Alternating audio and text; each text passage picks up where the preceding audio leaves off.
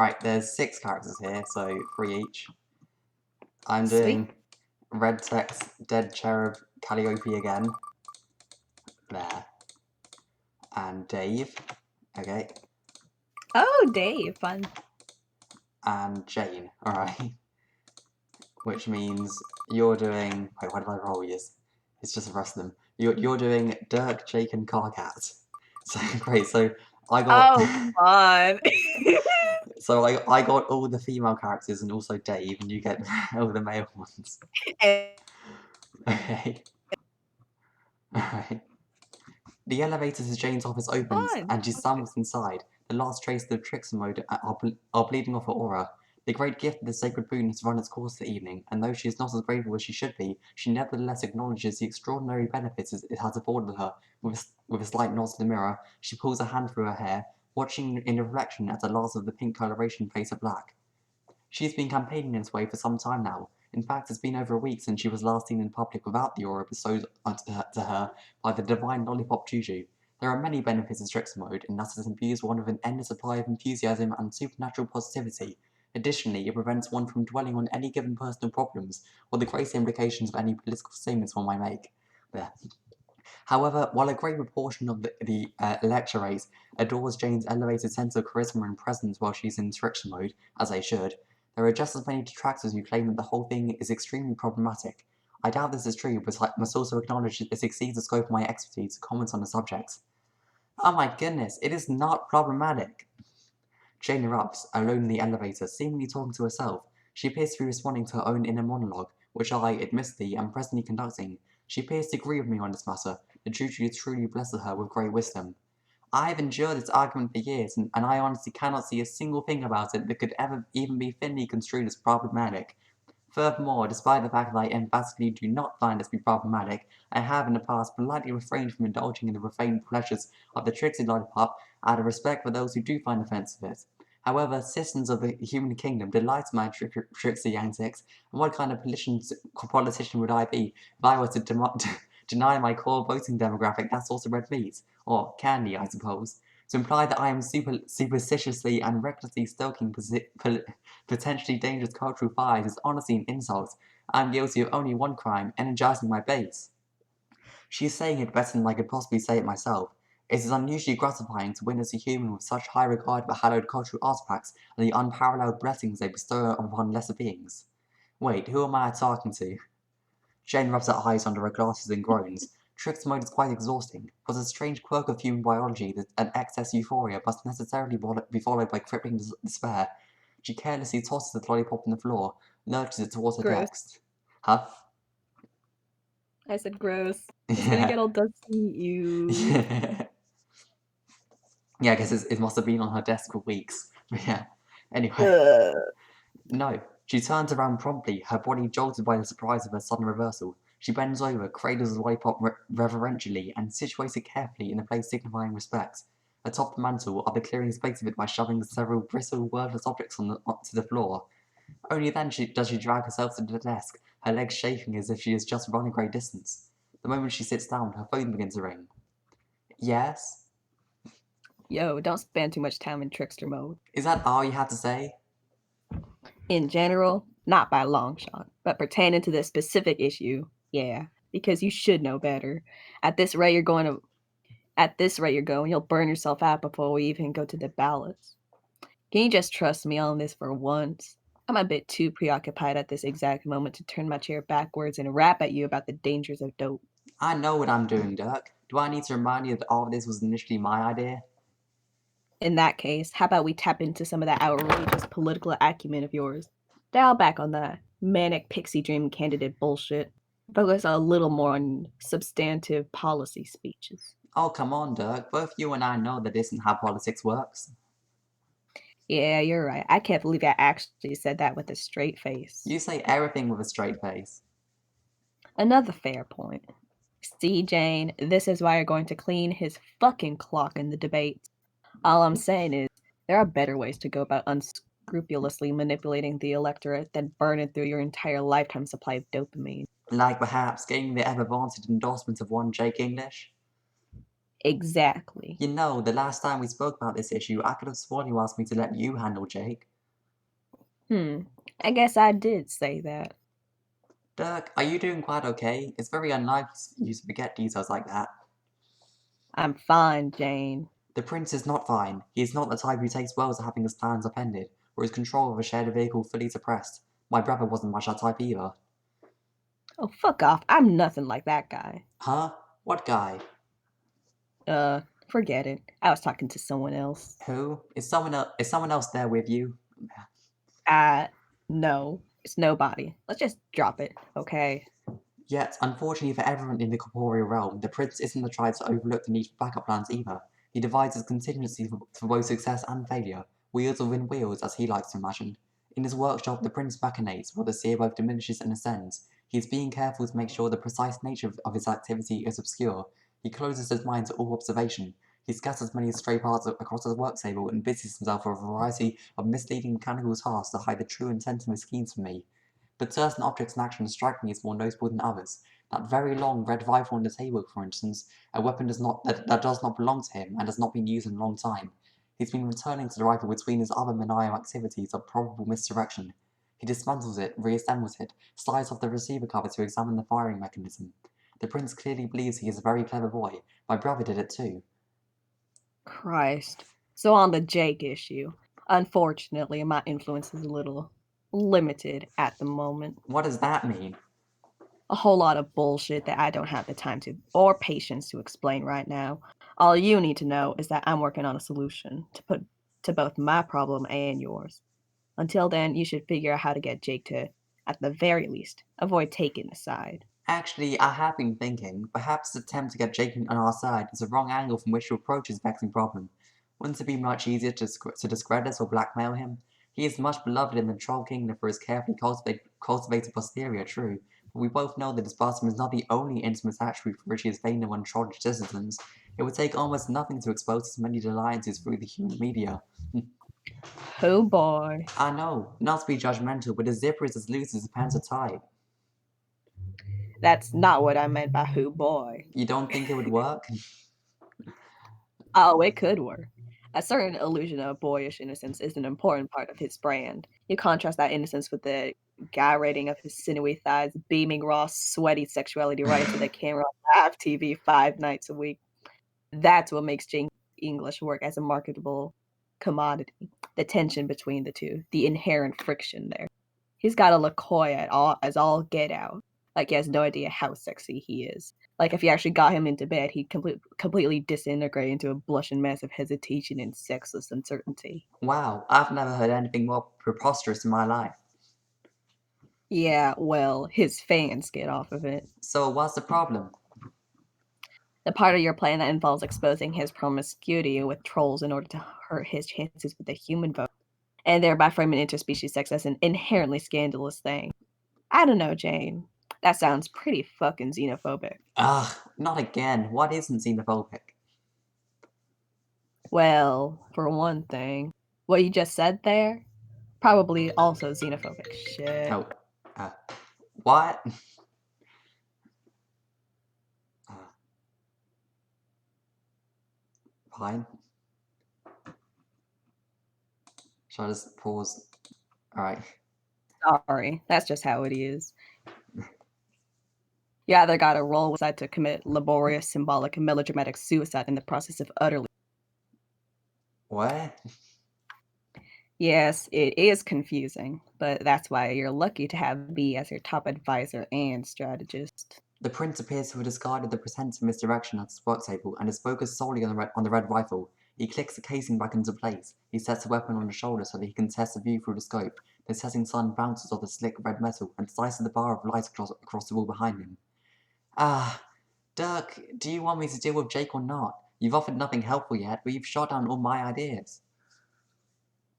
That's because lately, all your ideas have been fucking terrible, Jane. Seriously, you've got to quit the trickster pop. It's rotting your brain. Said the heathen, the cur, a true Philistine. Jane's head swivels sharply to look at the juju on the mantel. She admires it longingly, piously. She will never relinquish her priceless spoon, no matter what reprehensible lies a prince whispers into her ear. Then what do you want me to do?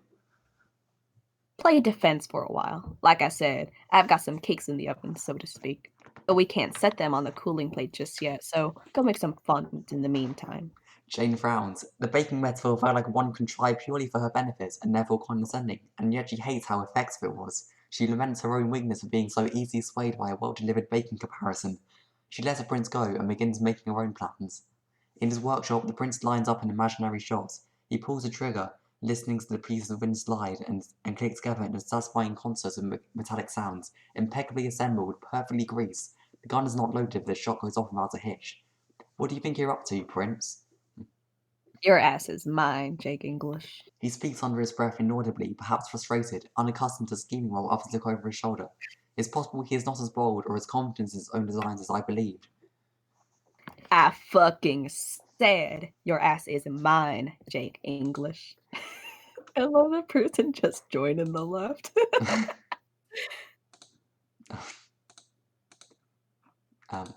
You're doing Jake and Karkat, right? Great. Fun. All right. Ahem. I haven't done Jake in so long. All right. Ahem. Ah, chaps, don't you love to take a rigorous jaunt about the wilds first thing in the morning, middle thing in the day, and last thing in the evening? No! Yes, best voice. Karkat both looks and feels uncomfortable in its red-grey suit. He is tired from an afternoon campaigning in the Consort Kingdom. Jake is jaunting rigorously, as he put it, up the ridge of the mountain behind his mansion. Every now and then he pauses to accommodate the pace of his less limber friends. By Jove, Karkat, that you are so winded by such little activity is truly alarming. We've been hiking for a fucking hour, dipshit. I can already feel my legs starting to lock up. I think they're getting a head start on the rigor mortis.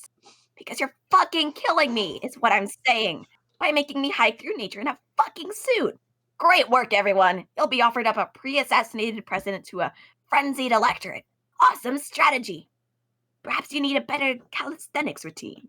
I can suggest several alterations to your morning workout and even give you a lesson or two myself. My morning workout? I could think of a more offensively presumptuous phrase if I tried.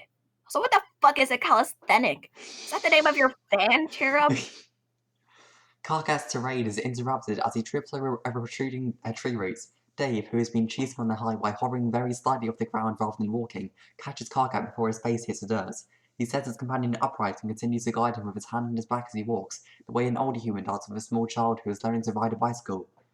Hey, Jake, we're calling the whole cardio program or whatever, but Karkat's not really what's called a kinesthetic learner. Hey, I can hold my own in a thrashing match better than 99% of the squishy, placid human population on this planet. I was literally training to be a combat specialist on Alternia. Maybe we should sometimes try to remember and fucking respect that fact about me. Gonna make another mental note about which material to avoid in writing your campaign speeches, like, dude is nuts with his sickle, and carve a bloody arc through a surrounding circle of gathered squishy humans, watch their guts spill on the floor while he roars at sky in honor of his genocidal ancestors. We're kind of trying to downplay the idea that trolls are naturally good at violence and shit here. Hey, speaking of which, Jake, you want to back Karkat in this election or what? Jake spins around in his worn boots. He bites his lip and looks at the ground. Ah, I see. That was your purpose in coming out here. Yeah, that is basically the only reason either of us would waste time climbing a mountain instead of, like, almost perfectly replicating the experience by checking out sweet stock photos of a mountain on the Croconet image search while spraying our hides with air freshener or something. Oh, hey, wait, that reminds me. Is it fucked up how Jane literally owns the internet? I'd never really thought about it, I admit. It's pretty fucked up, trust me. Like, she already owns a major method of information dissemination, and now she wants to be the only one. Now she wants to be the one ultimately in control of what information gets disseminated. Do you really think one person should have all that power? The answer is no, idiot. Yeah, which is why you should back us in our campaign. Our campaign slogan for the purpose of this conversation only is, hey, isn't it cool how we're not Jane and also we don't want to own everything? And also, man, on a more personal note, I mean, have you even seen the shit Jane's been saying about you in the media? A look of sadness sweeps across Jake's face, but he quickly turns it into a glare of indignation. I've seen the shit you've been saying about her. Your poorly optimized billboards about huge dunks on the economy and neoliberal austerity measures tumbling down, geometrically improbable staircases have made quite a stir in the neighborhood. These advertisements play at all hours of the night. My good man, one can hardly get a wink of sleep. I warned you about those neoliberal austerity measures, bro. I told you to. I told you, dog. Yeah. Yeah, but at least we paid for it out of campaign dollars instead of spinelessly setting up super PACs to spur out propaganda for us. Super PACs? Oh yeah, listen to this bullshit. So they're technically expenditure independent committees, meaning they can allocate unlimited funding for. Karkat covers Dave's mouth, having had the contents of the super PAC laboriously explained in his presence more than once. In his estimation, there are few individuals on this world who would benefit less from an in-depth discussion of political financing procedure than Jake English. Look, Dave, Jake really doesn't care what a super PAC is.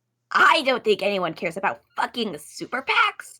I know you put a lot of work into your spiel about it, especially the rap sequence, but you're never going to get anybody to give a fuck about this stuff, man. I'm sorry. Jake, the point is this. James having you smeared indirectly. Well, that would be the way to do it, I suppose, if you wish to keep clean hands in an inherently dirty business. Dave peels Karkat's hand of his mouth and bumps him away with his hip so that he may continue saying things he regards as terribly important for others to hear. Okay, but that's partially my point. We're all doing our propaganda in-house instead of outsourcing to unscrupulous shadow networks with deep money pockets. For better or for worse. What does that mean? As much as I appreciate your artistic vision, Dave, I think that your political ads are largely going over people's heads. They're kind of... Bold? No. Oh, you mean avant-garde? Well, yeah, everyone knows that. Not really how I would put it either. Nuanced. Oh wait, visionary. You think that visionary as fuck? Okay, yeah, you got me. I'm a forward thinker, Karkat. This is just what life is like in the Dave lane. Buckle the fuck up. Forward thinker. Another time. Jesus fucking Christ. I'm gonna say this for the last time. Sweet Bro and Hella Jeff is absolutely horrendous subject matter for producing campaign ads. Nobody knows what the fuck you're talking about or what points you're trying to make. Yeah, it's awesome. You're wasting campaign money. We're fucking trillionaires, dude. As the Fantas campaign bickers internally, Jake becomes pensive. Pensive. Thoughtful. He kicks a rock over the edge of the trail and watches it bounce down the mountain with a baleful expression. Willikers, Dave, has anyone ever told you that you have an uncanny talent for cutting straight and incisively to the point without sweating any of the bullshit? You're rather like Dirk in that way, actually. What? Dave is good at cutting through bullshit. Strider is a fog machine of pure bullshit. There is nothing that comes out of his mouth that is not bullshit. That's basically true. And I'm pretty sure Dirk might be even worse. Yeah, pretty much. Sorry, Jake. I know we're soliciting you for the sway your hot popular ass has over the people. Not exactly your brain power, so maybe this is somewhat unfair, but that may have been the worst take I've ever fucking heard in my life. Whoa, chill out, man. Remember, we're trying to woo this guy onto our side. Can you maybe go at least a solid minute without forgetting you're a fucking politician now? That means you should try not to insult everyone you meet multiple times per sentence. Fuck. Yeah, I know. I'm fucking sorry, Jake, for implying that you have slightly less cerebral processing power than the sweaty wedgie this fucking suit is giving my throbbing hike sore ass. No, that still sucks. You suck, dude. And well, chew on this, master strategist. Maybe you telling me I suck is actually the smartest thing you've ever fucking seen. It's fucking Christmas. I was just trying to pay Mr. Strider a gracious. Not every little pleasantry need to be taken with such blasted literalism. And I appreciate that you're trying to sway my political favor into your bungalow with a bit of the old elbow grease and cajolery, even if your methods are. I won't to veer into full-throated invective in virtually every single exchange, no matter how harmless the topic. I truly mean it when I say I do appreciate both at the brown-nosing as well as the dubious restraint. God, what is that word? Impugning, I think. Yeah, that sounds about right. Impugning my noodle. But all this is adding up to make me wonder. Jake slices the hand through the air, determined to display his newfound autonomy. It's growing by the minute now that his thought process has been severed from the printer's grasp. An old confidence fills him as he continues to speak, a feeling of inner freedom he hasn't enjoyed in some time. Why should I side with either of you? Flattery is all well and good, but I hardly think I would bother casting my knickers in with anyone's lot, based on the quality of praise, or for that matter, withholding them due to having an ego bruised from a verbal drubbing. I'm not entirely ignorant of the rules of this jamboree. I understand that whoever I endorse will have a good chance of winning on nothing but my good word. When trying to win my favor right now, do you have any case to make which does not involve glowing accounts of my muscular bottom? I know it seems like an objectively good thing from some piety moral standpoint to let everyone in this little drama Jane's cooked up make their own decisions. But trust me, Jake isn't thinking for himself any more than he was while being indirectly controlled. Everything he's thinking and feeling right now is merely reactive. It's like a mostly dead bug twitching around in the last of its hemolymph after getting its head cut off. Under my guidance, he was like an ant being influenced by the cordyceps fungus. You can't really call one of these better than the other, but at least the latter is being directed towards some greater purpose. For a moment, Jake thinks he hears something, a minuscule voice, rustling along vaingloriously, but he realizes it's only a tiny insect buzzing about his ear, and gnat-like presence of absolutely no consequence. He simply waves it away. Oh, yeah, we can do that. You mean like an actual pitch, or on policy or shit, or vision for the world? We can set you up, bro, or, I mean, this guy can. That's what he was made for. Born fucking leader right here. What? Take it away, man. Our boy Jake here wants to be goddamn dazzled.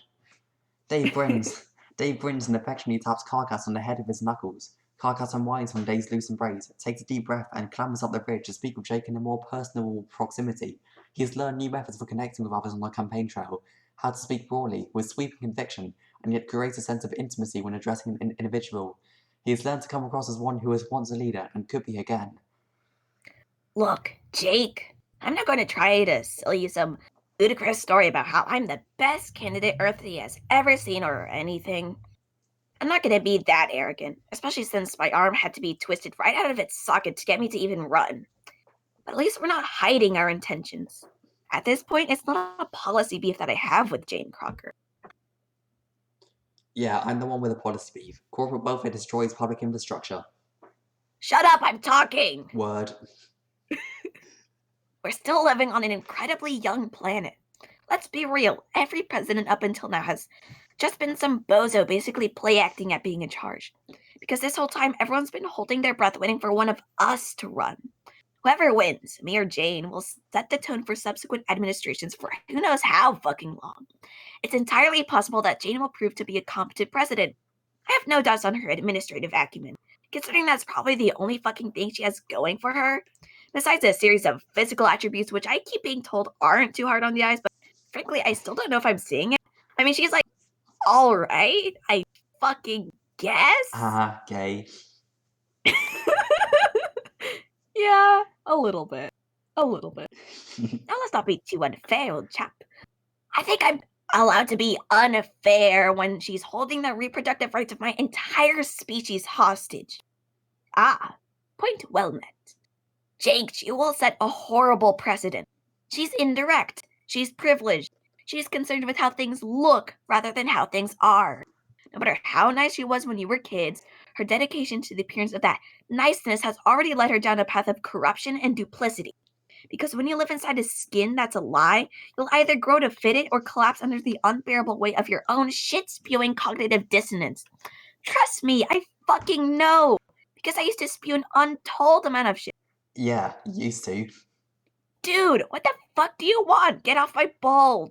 Want me to spend some fucking gold to bust out the good? I said it. That was the good shit. I'm done. I did my thing. This mincing halfway in the tiny shorts can do whatever the fuck you.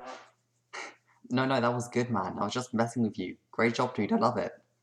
Jake chokes on these remarks for a minute. He loves Jane and Dirk dearly. He has loved both of them for years, on and off, in multiple fashions and configurations. In accordance with the human understanding of this feeling, he thinks he could break Jane's heart were he to oppose her, and yet hasn't she fired the first shot by broadcasting such scandalous things about him in the media? And it was so soon after they'd nearly had an intimate reconciliation. The more he thinks on this, the more Jake struggles to believe in the sincerity behind Jake's friendship with him. And the prince? Dirk, as he knows him, hasn't been given much thought by Jake recently.